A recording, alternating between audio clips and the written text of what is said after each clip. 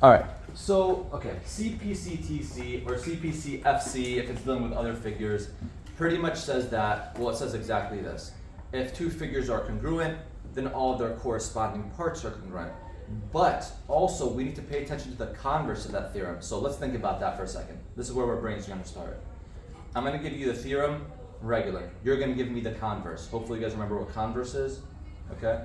So the regular theorem states that if two triangles are congruent, then all of their corresponding parts are congruent. Or if two figures are congruent, then all of their corresponding parts are congruent.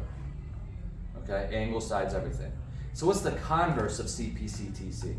Flip them? Yeah, flip it. So flip it and tell me what that means. Or what it says at least, maybe not what it means. So I'll say it again. CPCFC or CPCTC. If two figures are congruent, then all of their corresponding parts are congruent. Yeah, Justin, go ahead. If like two figures are not congruent, then their parts are not congruent. That is the inverse. Can you repeat it one more Which time? is true. Can you repeat it one more time? Okay, so the conditional is if two figures are congruent, then all of their corresponding parts are congruent. If all their corresponding parts are congruent, then I forget the rest. Yeah, then the figures are congruent. If all the corresponding parts are congruent, does that make sense? Yeah. If every corresponding part is congruent of two figures, so if I have two triangles, this angles are congruent to this angle, that one to that one to that one, this side is congruent to that side is all of the parts are, then the figures are congruent, correct? Okay, so that is a great segue into these theorems above here, so that was CPCTC. They tell you to do with the corresponding parts that are congruent are, but we already know that. So we're going to scroll to the top of this page, and we're going to get to the theorems that, what if, ready? Here's the what if, that tells you what all this means. What if you don't have all the remember, so the converse, keep the converse of CPCFC in mind. What if you don't have all of the corresponding parts congruent, or all of the corresponding angles and sides? What if you don't have all of them? What if you only have some of them? Do you still have enough information to say that the two triangles in this case, and chapter 8 is just triangles, so we can focus for triangles for a second. What if we just have certain information, not all of it? Can we still say the triangles are congruent? That's the topic for today. Okay? So let's go over some of these theorems. Side, side, side. Okay? Did you know that if you have two triangles and this side is congruent to that side, so ideally if I have a pencil in my hand and I have this in front of me, I'm putting a tick mark here and here, a single tick mark. You guys follow that? And then a double tick mark here and here to show that those two sides are congruent. And then a triple tick mark down here and down here to show that those bottom two sides are congruent. Then what? What do you think? If I have those three pairs of sides congruent, then the two triangles are actually congruent. I don't need to know about the angles. If I just have three sides on this triangle congruent to three sides on that one, they have to be congruent triangles. So that's SSS for you. Okay. What else can we have information-wise that would lead us to the conclusion that two triangles can be congruent? As it turns out, there are more. SAS, side angle side.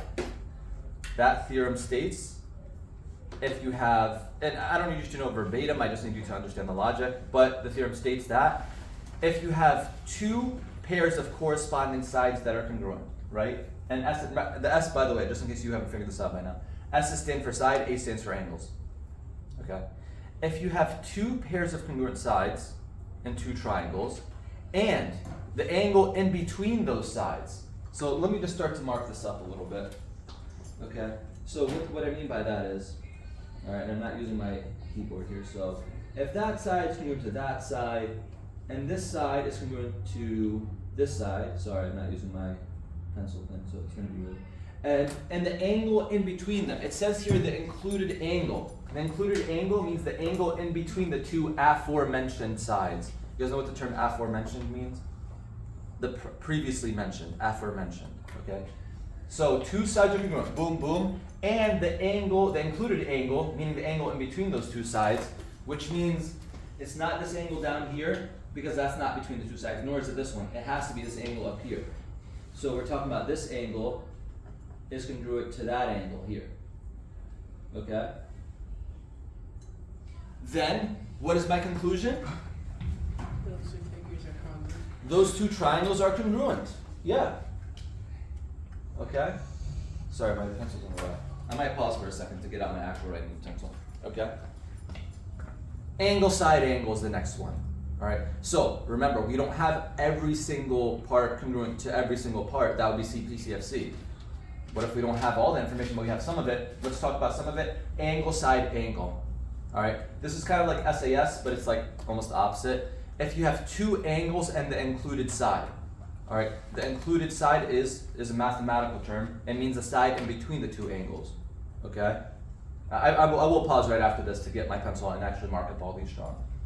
So let's just say you have this angle congruent to that angle, and this top angle congruent to that top angle, and the included side is the side in between them, so it has to be this side and this side. If those three parts are congruent to those three parts, the triangles are congruent. Do we follow the gist of what I'm talking about here? Anyone lost yet? You'll get to see practical examples of this in a second, especially when we hit proof. Okay? Angle side is another one. How does angle side and angle differ? What do you guys think? Yeah.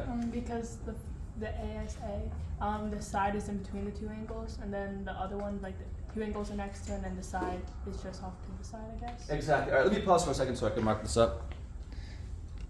All right. All right, now my drawing's marked up perfectly. So where do we leave off? AAS? AAS says there's two angles that are congruent to each other and a non-included side. So that's the difference. Here the side is included, it's in between the angles. Here the side is not between the angles. And if you have either of these two situations, you can say the triangles are definitely congruent. And last one applies to right triangles only. So HL. This is actually HL is the closest you'll get to a side-side angle scenario. When I wasn't recording, I was saying side-side angle is not one of them. But if it's a right triangle, it can be like side-side angle. But we don't call it side-side angle here. We'll call it hypotenuse leg because it's a right triangle. And this side is a hypotenuse. Yeah, I mean, I guess you could have, but yeah, let me just not confuse you. So if it's a right triangle, if you have the two sides, you only need, because you know it's a right triangle, so you know you have a 90-degree angle. Okay. So if you have any of these scenarios here, you know the triangles are congruent, and that's pretty much just part of the lesson. Okay. I'm gonna stop recording for a second. Memorize the five. Yeah, you have to memorize those 5 theorems, but it's not hard. You have SSS, AAS, ASA, SAS, and HL. That's the 5. Okay. If you look at it a few times, you'll get it memorized pretty quick. Okay, so we have an example here. Number 4. Where do we leave off? Nicole, what do you think this is? Oh no, Justine. If it's the hypotenuse leg. It is hypotenuse leg because we have a leg congruent. They're both right triangles, and this second leg over here, this hypotenuse is congruent to itself. So HL, yes, it is congruent. Okay, Nicole, you're next. How about this one? Oh, they kicked it up a notch for you. This one's slightly harder than the previous. Are these triangles congruent? If they are, what criteria? Yes. Yes. Is it one of the 5? It is one of the 5. It's not side, is it? It's not side. Is it side angle side? It is not side angle side. Wait. Justin, do you know? It's tough. It is. It is. Is it SAS? No. SSA. Actually, I might have lied to you before when I said it's one of the 5. Wait, so you didn't teach us that, so this one doesn't count? No, it does. So here's the thought process. You know vertical angles. No one mentioned this. So this angle is congruent to this angle. Yeah. Then would Oh, we it be saw what that. Justin said? What? SAS. No, because the angle's not in between the two sides. This is SSA, but remember, SSA is not one of them. So not congruence. That's what I said. Wait, Yeah, you were right on that. Yeah. Because it would be, if anything, it would be SSA. So you think, oh, this angle, yes, we have 3 things. It doesn't matter that you have 3 things. It must be one of those 5 that we talked about, one of those 5 theorems. Why is this not counted as congruent again? Because it's side angle. So we don't know if it's necessarily true. Now, I will illustrate for you an example of side angle to show you that it can be ambiguous. Mm-hmm. Maybe I can show it really quickly up top here. Okay? So if I have a side of like 5, that long, and oh, actually no, this side has, yeah, no, that's fine, I can do that. 5, and you have an angle here that's 30 degrees, and an angle here that's 30 degrees, and then you have another side that is, it does it have to be shorter or longer? Essentially, that third side could either come in this way or come out this way. You see what I'm saying? Oh, wait. So if I have a side length of 4, the side length of 4, so let's say I have an angle of 30, a side length of 5, and another side length of 4, SSA. But one of the, or yeah, we can make it 4. One of them might come in this way, and one of them might come out that way. And that's 4, and that's 4, but they just, one opens outward, one opens inward. Wait. So that's why it's ambiguous, that's why you can't say that they're congruent. I have a question, but wouldn't that line down there not be different then? It would be, but I don't care about this line because I already have this side of 5, this angle of 30. I didn't say anything about the bottom side. Oh, I just said the third side is 4. If it was the bottom side, then yes, that's SAS. Then we have it satisfied. Okay. But we don't have the length of this to be the same. And if it was the same, then this 4 couldn't be in or out. It would have to be just one or the other. Yeah? Okay. So that's my brief way of explaining why SSA is not a real thing. Okay. Number 6, where do we leave off? Right? I think 2. No. Oh, Lily? Okay, Lily. Now this one is even more complex. This will be the last one to record, but think about this. What does that triangle mean in that drawing? I'm not sure. Parallel. I'm not sure. It means this side. Parallel. This side here. I shouldn't be using red actually because we're using that for congruent stuff. Okay. This side here. Okay. Is parallel to that side there.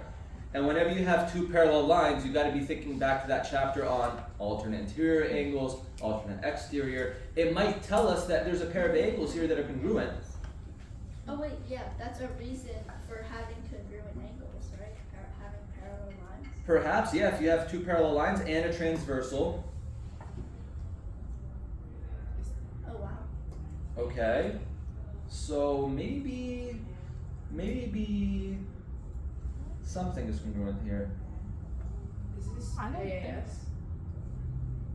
AAS? Where's the third angle? I'm actually trying to see it myself now.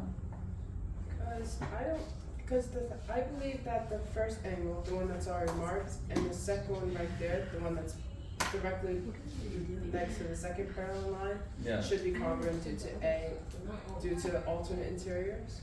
But I don't know about the other 2 angles, the one with the long side, so that's Yeah. just a guess. No, that's fine. I actually drew that transversal incorrectly. I used this as my transversal originally, but if I draw this as my transversal, actually this is the proper transversal.